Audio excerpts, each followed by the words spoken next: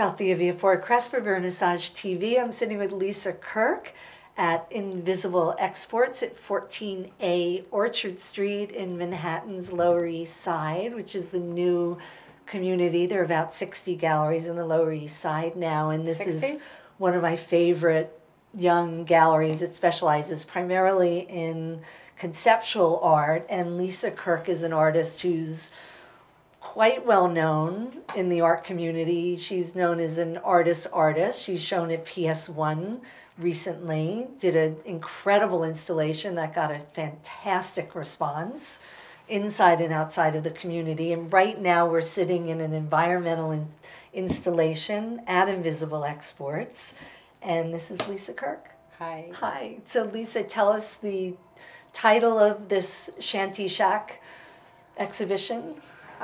Well, the title of the show is Maison Descartes. Actually, the title of the show, the title of the show is House of Cards, but this particular piece of it is called Maison Descartes, which is the title of the shanty timeshare that I've sort of made with the help of a lot of interns in the gallery and my boyfriend and my baby. I think you constructed this in a week. Yeah, we made it in a week, but we collected materials over the course of a month and a half through donations from Materials of the Arts, which was by virtue of Participant Inc. and their connection with that organization, and then also from like gathering materials from abandoned construction sites in Brooklyn. There are a lot of them. Since the real estate market's kind of collapsed, a lot of these development projects have sort of collapsed too, and so there's these abandoned construction sites where the walls are sort of falling down. So we ran around with some of the materials from Materials for the Arts and switched out walls so we could get real construction site materials without stealing, because it was in a way stealing since we'd be removing walls, and replace them with new walls. So that's how we... Well, we're just off of Canal Street. It makes me think of Eva Hess, who used found materials, but this is 21st century, so it's functional. It's green. Yeah, it is green. It's art is function. You're selling timeshares. We just had a tour with your real estate broker and purchased timeshares. We can purchase this table as an artwork. Yep. We can purchase the shanty. Yeah, I believe. Well, we set it up so that, I mean, I like the idea of this being sort of a spoof on the whole sort of demise of the real estate market. And then also, from my experience having a timeshare and going through the timeshare sort of rigmarole, every time we use our timeshare, we're sort of wrangled into some kind of timeshare sales pitch when we go on our vacations. My family has a timeshare in Hawaii that we trade around for different trips.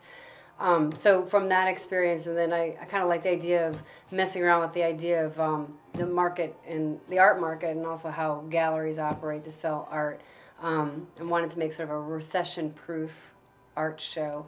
And the commodification of our lives. I mean, your work is quite political, and it's about commodity. Well, I like to think of it as like political satire. I mean, it seems like, I guess the work is really a reaction to what I see going on around me. Originally, this idea, I conceived of it about 4 years ago when the Lower East Side started to become highly developed. And I think it was when that big blue building was being built on Delancey Street, and it just seemed completely ridiculous that they were putting in this over-the-top building in blue on this block that was like a shithole. And so I was just thinking it'd be really funny if I built a shanty timeshare for these people, you know, and they could have like their fancy building, or they could have their shithole building. And I mean, it was sort of a funny idea, but it didn't really make sense at the time. And then when I started talking to Ben and Risa about doing a project here, I had made a show that was like a formal show while I was pregnant, thinking that would be the show that I would do when it came time, because I was going to have this newborn baby and couldn't imagine making new work. But then when it came time to actually do the show, I was like, no, I got to make new work. How about I do the shanty timeshare? And they were into it, thankfully, and so we pulled it together. As far as like the green aspects, actually, the way that this building is lit is through skylights, and then we also have a solar panel on the front of the building, and then there's car batteries that will be installed when it's actually functioning at the Brooklyn Navy Yard. to generate other sort of elements that one might need. And what about water? Water is collected on the roof and then runs through hoses and pipes in through the building, or else you can go buy your own. I mean, I figure like somebody might be clever enough to buy enough bottled water and save the bottle containers and then maybe make a raft to like go for a little boat ride off the pier at the Navy Yard. That's like I kind of have this image of people being creative with this space because I think you kind of have to be. Like, one needs to learn how to be resourceful. Right, right. Well, it's going to be organic living in an urban environment with Which isn't your friends. so organic. Exactly, but it is to us. Organic. We're organic. Exactly.